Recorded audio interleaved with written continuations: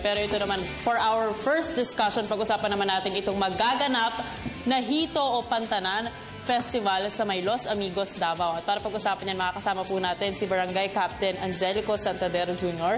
ng Los Amigos, Davao City at part din po siya ng Los Amigos Aquaculture Local Farmers Producer. Magandang umaga po. Magandang umaga din naman po, Carla at saka Audrey.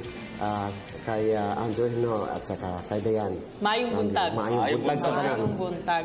Okay, siguro pag-usapan po natin itong magaganap na Hito Festival. Kailan po ba ito? Ito may mangyayari yung October 29-30. Yan yung schedule ng 11 Pantanan Festival. Ito yung pang 11 na. 11th year na? Yes. Wow! Okay, sa katapusan po ng Oktubre ito, ano po yung mga hindi familiar sa Hito Festival, katulad namin ni Carla, ano po yung makikita namin dito? Sa Pantanan Festival, merong activity tayo na merong culinary contest, no? Wow. Between sa mga chef natin, yung mga estudyante at saka schools, may competition nito. At saka ang isang highlights dito, yung sugbahan sa kalsada.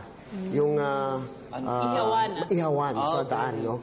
Meron tayong mangyayaring tulungan ng mga fisher folks. Lalabas yan sila at magpapasalamat. Sila'y magbibigay ng libre magpatikim during the time. Libre, tikim. Talagang Gusto ko yan. fiesta yan kasi merong ihawan sa libreng tikim. Ayan, ito nakikita natin sa ating mga TV screens yung mga entries po ba to from last year? From the Hito Festival. Ayan, ito yung sugbahan. Yes, sugbahan sa kalsada. Alam mo, ang sarap nito kapag ihaw. Yun lang ang alam kong luto ng Hito, inihaw. Pero ito po, at katulad yan, ano po yung mga tawag sa klase ng lutong yan? Marami na, no? Marami na po tayo sa Hito. Kung ano yung nasa karne, yun na rin ang nasa Hito. Yes. Pwede nating magawa yung gusto natin na putahe. So, depende na lang sa chef, eh.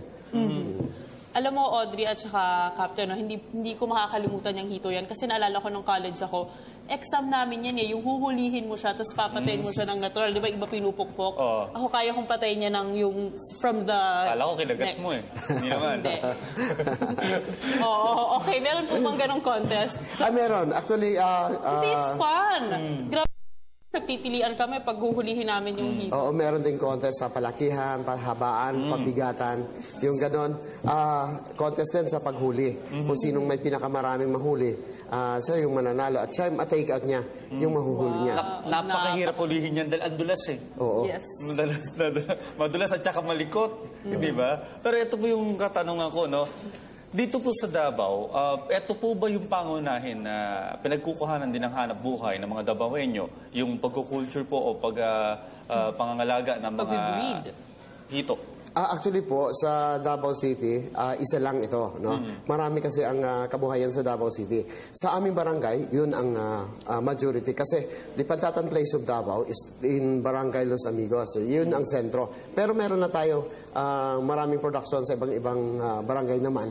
Kasi nakita na maganda kasi tinulungan din natin ang ibang barangay na para makadevelop naman at makatulong kasi kulang na ang supply eh.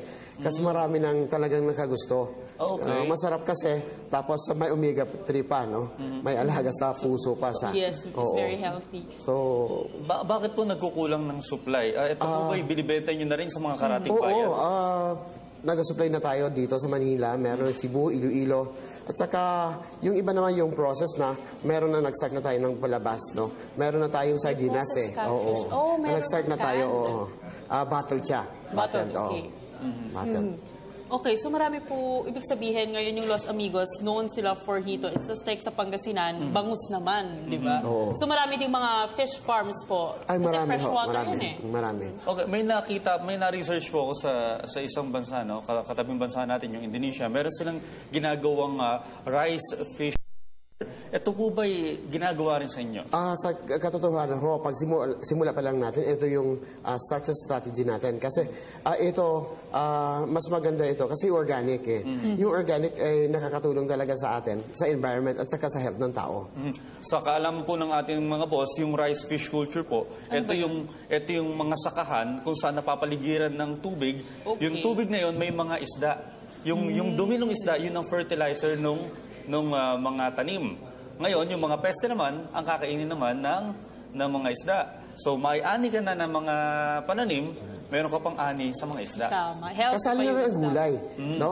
Gulay at saka yung mga spices natin, pwede natin ilagay sa gilid no? ng fish pan. Kailangan lang yung ganitong proseso po ay tuloy-tuloy ang tubig, Oo. dahil hindi pwede dito yung mga wala masyadong water irrigation. Alam mo, tamang-tama yan sa mga hito kasi fresh water. And di ba pag umuulan, may nakikita ka sa gilid-gilid. Well, peel yun and of course sa mga hito. Remember? Okay, kanina may fina-flash tayo sa TV screen. And I think isa yun sa mga activities every hito festival. Oo. Okay, mamaya ipapakita ulit natin yan. Tama, Gilbert. Okay, so ano-ano pa po ba yung mga aasahan natin for the Hito Festival? At sino-sino po ba yung pwede makiisa for this festival? Actually, ito open para sa lahat. No? Kung lahat ng mga producers at saka yung mga bisita natin gustong dumalo, gustong mag-witness sa mga activity natin sa pagpapasalamat ng mga farmers natin. No? Kasi ang mga farmers, nagpipiyasa yan pag talagang kung maganda ang ani, nagbibigay yan sila talaga. Kasi isang papasalamat din sa buong taon. Balita ko, itong Hito Festival ay dinadayo rin ng mga banyaga. Oo, marami na. Marami na. No? So kumakain din sila ng hito. Ito, isa din na dinadayo nila kasi masarap daw. Hindi lang masarap, at the same time healthy siya eh. Oo. Okay, bukod po sa hito, ano pa po ba ang ipinagmamalaki ng inyong barangay? Sa amin, meron din tayong production sa native chicken, meron tayong livestock, yung ganon. Meron tayong palay, of course, no? Palay, gulay. Integrated farming kasi ang tinuturo natin. Alam niyo po, kahapon napabalita no, na sa may bandang Northern Luzon po, yung mga alagang hayop ay naapektuhan na ng tag-init or ng El Nino phenomenon. At ayon nga sa Pag-asa, mas iigting pa yung epekto nito. Diyan po ba sa inyong lugar o sa inyong barangay, ay paano po yung contingency plan ninyo sakaling magtuloy-tuloy itong... Sa amin ngayon, meron naman tayong mga preparation. No? Meron tayong mga alternative din ng mga pumps. Kung sakali, kasi malapit ito sa ilog, kasi lolan eh. Marami talagang tubig. So, pwede natin magamit. Ito pang supply, no? Additional. Pero, hindi naman gaanong... Sa experience namin last, yung El Nino, na 9 months yata yun. Anong taon yun? 90s yata. Hindi naman gaano naapektahan, no? Kaya na-maintain naman namin yung kahoy. Marami pang kahoy pa rin. Binalik namin yung kung ano yung kailangan talaga sa environment.